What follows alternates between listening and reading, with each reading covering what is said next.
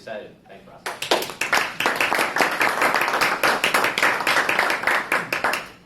Okay, before we start off, I want everyone to close their eyes for the next 15 seconds and no cheating. Like everyone, seriously. I'm watching. Eric?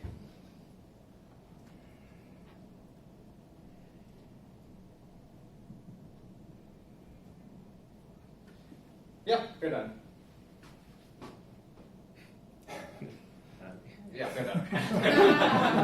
Okay. So today's table topics is going to be a bit different. There are going to be images instead of having topics. So I have run through all these images through all my friends last night who are in Toastmasters. Every image has minimum 2 types of track to give a speech on. Okay? Look at the image. Just don't look at the foreground. Look at the background. Whatever comes in your mind, talk on that. And try to ensure you can stay on stage for at least 1.5 minutes. Let's try doing that today. Another catch for this thing. I'm thinking it's going to make it complicated for you guys. Okay, let's keep it simple for now. I have 10 topics. As per time, we'll see how to do it. Initially, I planned chits for you guys so that you guys don't get to choose who's coming. It's random for you all. So, for the very first topic, who wants to come on stage?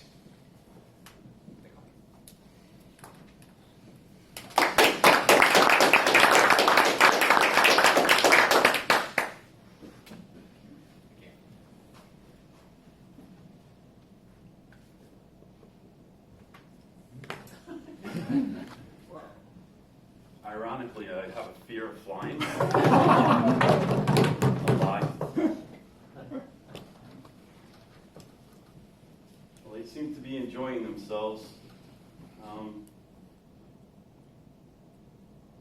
Well, skydiving looks like a very interesting thing to do, even for somebody who's scared to jump into a commercial flight. I would imagine the appeal to that is man's desire to be up there in the heavens and soaring around like the nature around us. So that might be something that if I was ever in a situation, I might just do it. Another thing, probably take my wife to push me out. she's always wanted to do that, so maybe this is just going to stay between us. I'm not going to actually do it. But does anybody know Jimi Hendrix? He did that in the army, actually, before Vietnam. And there was, I don't know, it's a bit of painted history or maybe just somebody taking some liberty. But they say that the wind and some of that experience actually drove those noises that he brought to us in his music. So that's skydiving from my point of view. I like it from this angle.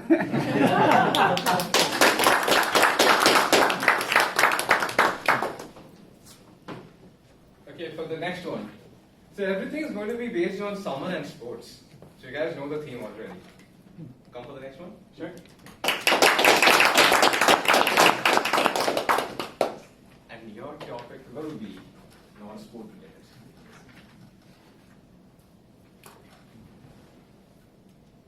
All right, this is an easy one, it feels like. Right now we're in the middle of summer, and this picture just reminds me of summer.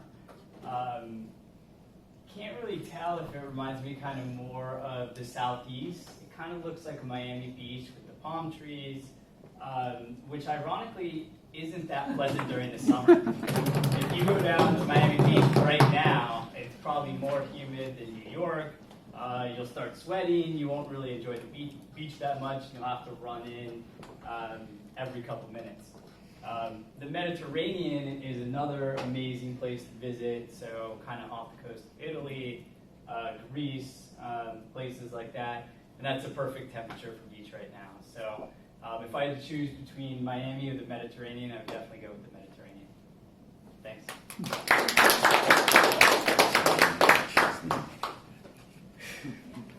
The speaker goes off, how to call it back. Okay. Now, next one will mostly be towards sports side, I'm guessing. I don't remember the order. Anyone interested to come up? It's going to be fun sports. Wimbledon is out. Sure, please.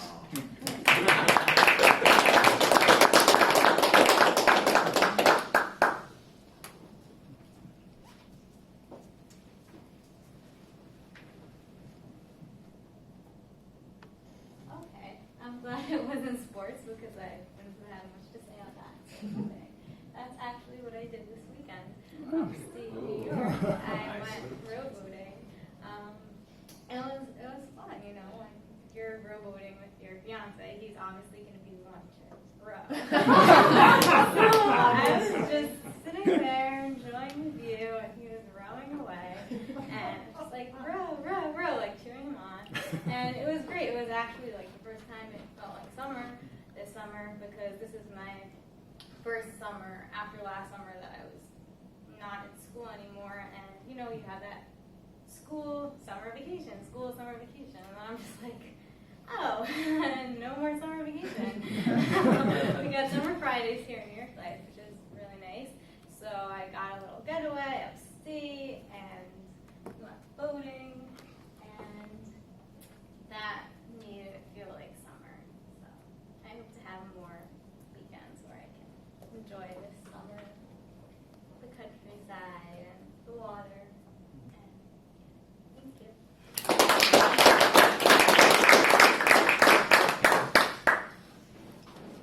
So this long weekend I went with my friends to Colorado, and this was one of the things we did. We signed up for class 2 to class 3 rafting because none of us rafted before, and we all forgot swimming. But thanks to the snowstorm last year, all level 3s and 2s and 3s became 4s and 5s this time. We couldn't help it. So all the 1, 2 and 3 were actually closed down. So only 4, 5 and 6 were open. So that was a hell of an experience we had. Okay, the next speaker. There are 3 guests over here. Both are 2-timers. I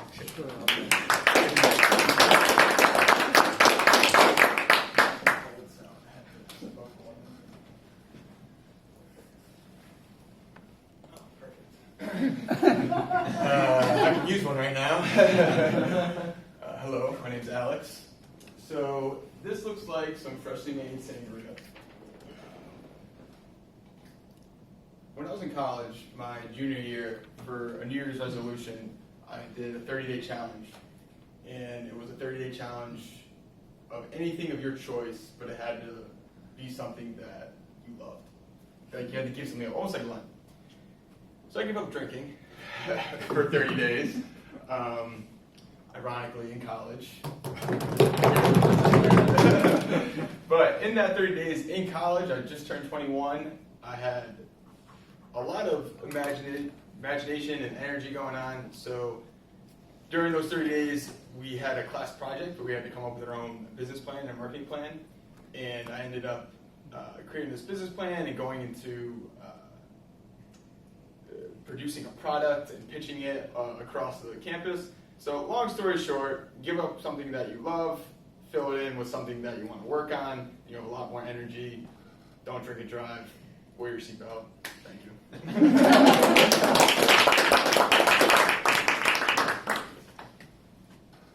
Okay. You want to come for the next one? Sure.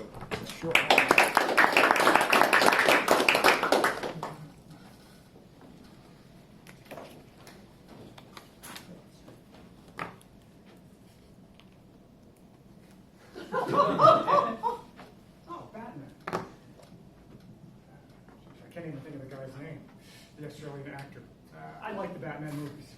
I like them all. I find they're very well done, and that they have a good message, you know, good over evil, if you will. And they get to show you a lot of New York City, so I really enjoy them. I like movies. Movies can be very powerful. Like a good book, like a good movies tell a story that can really touch us. The past year, I spent the winter in Los Angeles, and I've spent the summer here in New York, and I'm by myself. And so you get out and do things. And one of the things I enjoy doing is going to movies by myself. And in Los Angeles, where I was a few blocks away, was a nice little theater, Landmark Theater, and I would go to watch some fascinating films. That's where I saw the film Bohemian Rhapsody, which I really enjoyed, and I found it a very powerful film. Movies can touch us. And it's like a good talk in a lot of ways. It tells a story. I really like Vishnu's talk, he's had a good story. I really liked it, the story you had. And it made me think we're recycling.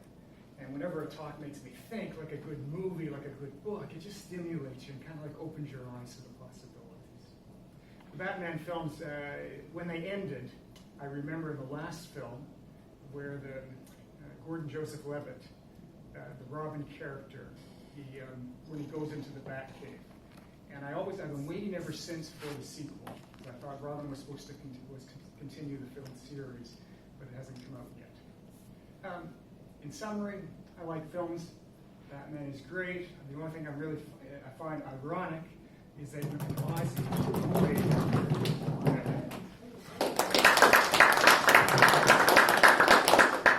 So can anyone guess why suddenly I put a Batman thing in summer and sports? That's a good question. Nearby? No, not nearby. Okay, so as per statistics, most of the blockbuster movies are released in summer, and this was the highest grossing till date for that. Now, we nicely went from Batman to recycling. I mean, that was really good because Batman never leaves anything in reusable formats after that. Okay, who wants to come up with the next one? It's not movies. I can pick anyone. Are they so terrifying or something? I should remove Batman from I'll go for.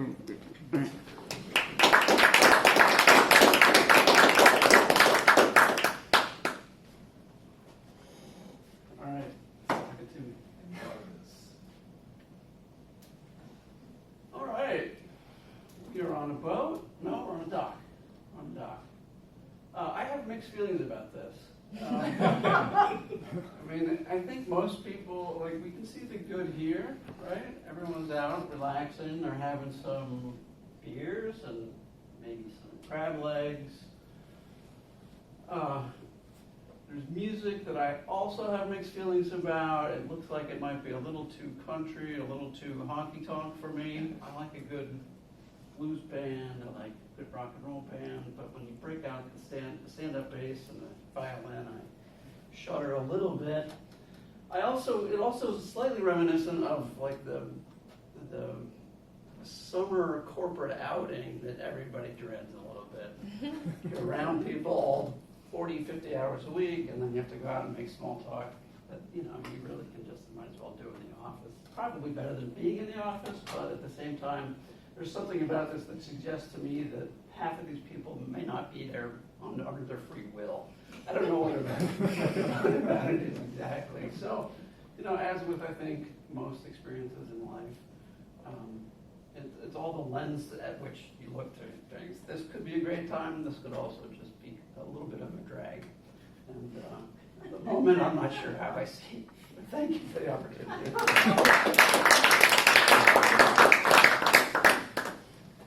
Okay, so the next one is on something that we are currently doing.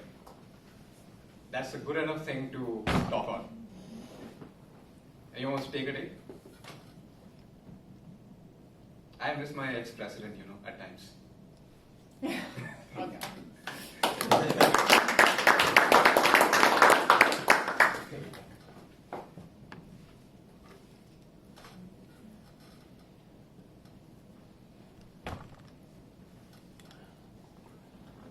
Well, this obviously reminds me of what we're doing right now, public speaking. But specific to TED Talks, in the past few months, I read a book about TED Talks, something about how do you write your TED Talk or something along those lines.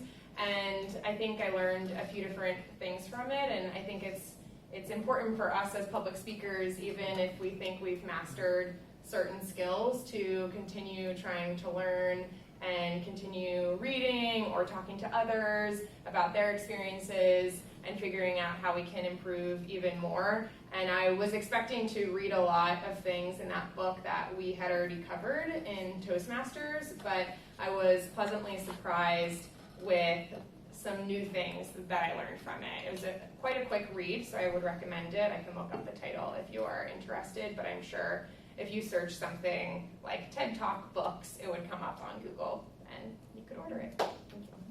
Thank you. So TED Talks initially began as something where you have just an audience and a stage and nothing more except for red curtain.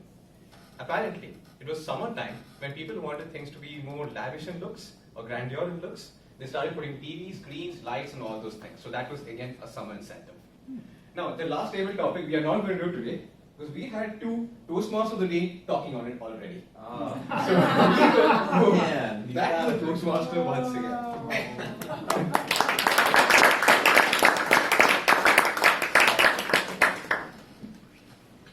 Thanks, Pras. That was a really cool spin on the table topics, and I loved it. So now we can bring up the general evaluator, Vilmos.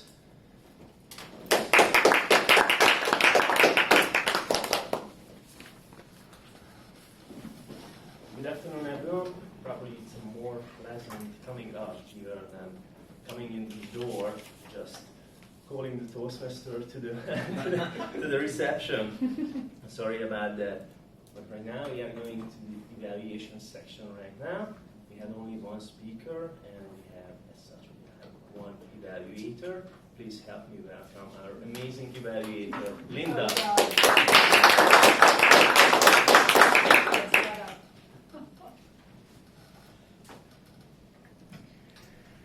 Today I'm trying to use a structure I learned from someone who's really a fabulous evaluator at an advanced club, and it's what they said, why it's important, how they did it, and why it matters. So what they did, how they did it, why it matters. Thank you, Vishnu.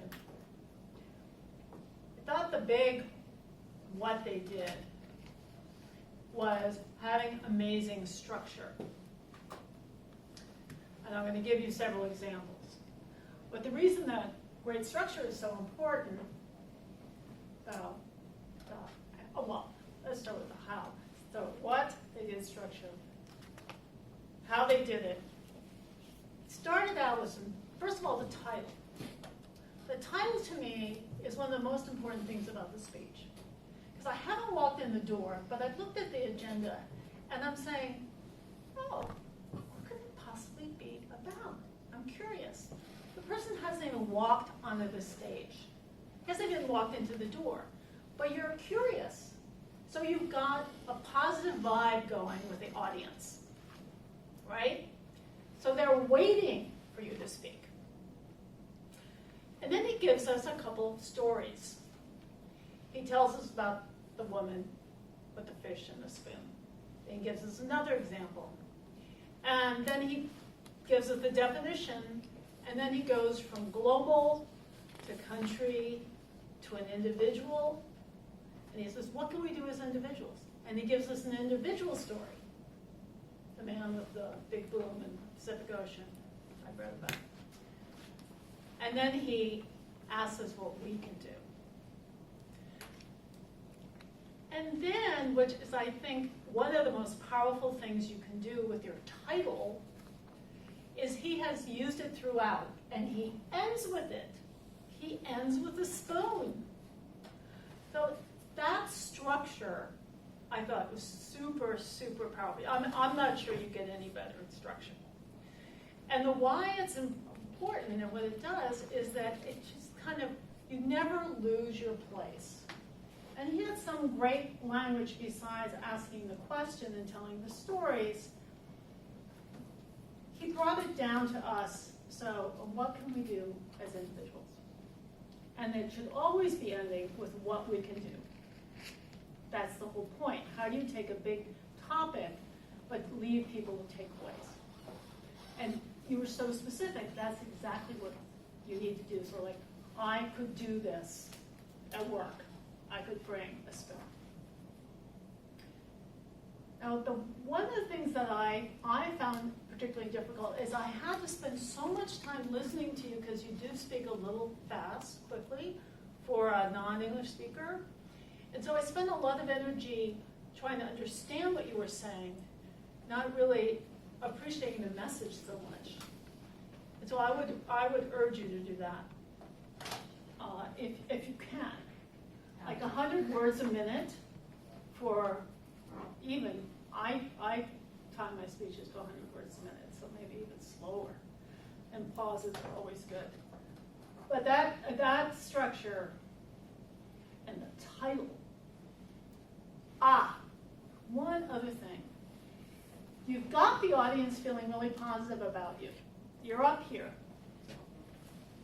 Say your first powerful sentence. Don't say who you are. Don't say what happened before. Just like grab them with the first powerful sentence. Example would be? An example will be, there is a woman cleaning a fish. And oh my God, what does she find? Okay.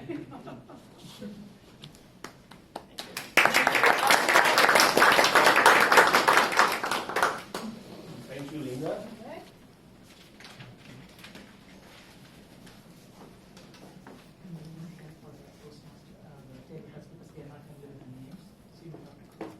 Yep, thank you. I wanted to inform you, Pras, so before we get to vote, obviously we cannot vote for the best evaluator. We already know that that's Linda.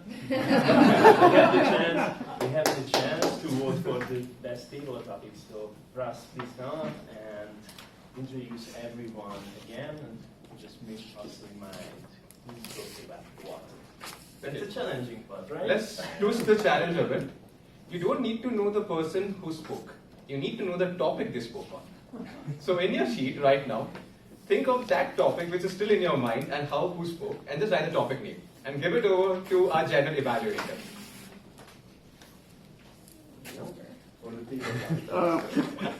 It's a tough one. Okay, give it back to me. I have skydiving, beach, rafting, cocktails, Batman, the music on the dock, and TED Talk. TED Talk. Thank you for your help. Until you vote, and Pras is going to collect all the votes for the best table topic speaker. We can continue our report. I'm going to ask